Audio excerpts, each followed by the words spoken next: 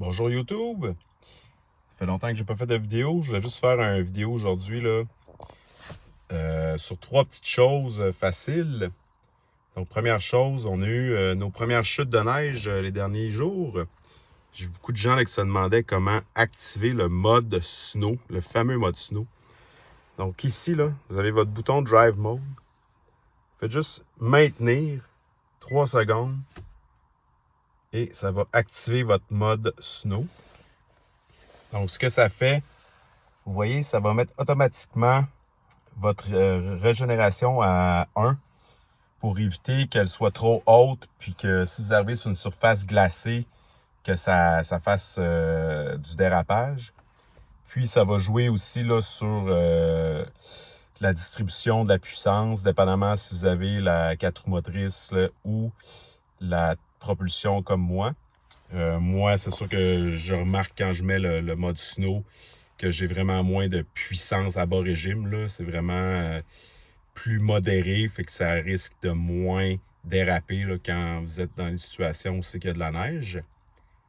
Donc, puis pour l'enlever, ben, faites juste réappuyer encore.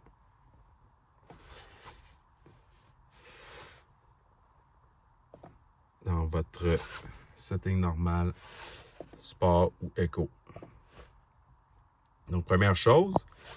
Deuxième chose, là, on commence à avoir des températures plus fraîches. Puis souvent, je ne sais pas si ça va le faire, mais quand on met la voiture en marche, on a toujours l'alerte, là, ça ici, là. Moi, ça m'énerve un peu, là. Je sais que ça se pourrait que les routes soient glissantes. Donc, si vous voulez enlever cette alerte-là, vous êtes dans Général. Pas dans Général, excusez. En Véhicule.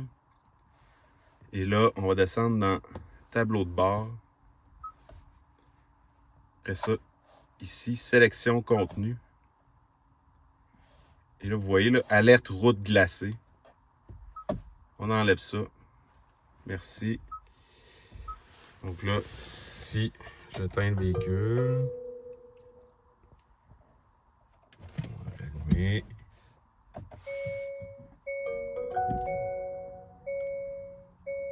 Et voilà. Il n'y aura plus l'alerte avec le flocon. Puis troisième petite chose, si vous n'avez toujours pas réussi à mettre votre heure à jour, c'est seulement... Donc, si vous êtes dans le menu principal, vous tapez sur l'heure. Donc, vous avez ici, là, heure d'été. Vous l'enlevez. Et voilà. Votre heure va s'ajuster. C'est pas plus compliqué que ça. Donc, prochainement, là, je vais essayer de faire la mise à jour, montrer aux gens comment faire. Bon, c'est une mise à jour qui change vraiment pas grand-chose là, pour les 2022 à 2024. Là. À part que ce que j'ai vu, c'est que ça va rajouter dans le système de navigation. Ça ici, là, ça va rajouter les points d'intérêt chargeur Tesla.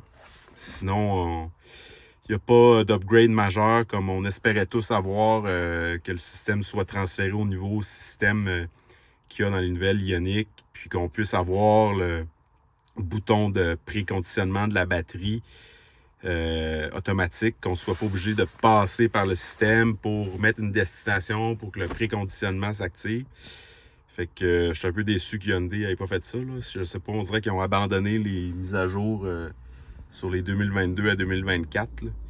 Donc, je vais le faire quand même, là, quand j'aurai un peu de temps. Je vais vous montrer là, comment faire tout ça avec une clé USB. C'est pas compliqué, mais des fois, c'est long. Là. Donc, sur ça, je vous souhaite une bonne journée. Si vous n'êtes pas abonné à ma chaîne, abonnez-vous. Si vous avez des questions, je vais les laisser dans les commentaires. Merci, bye bye.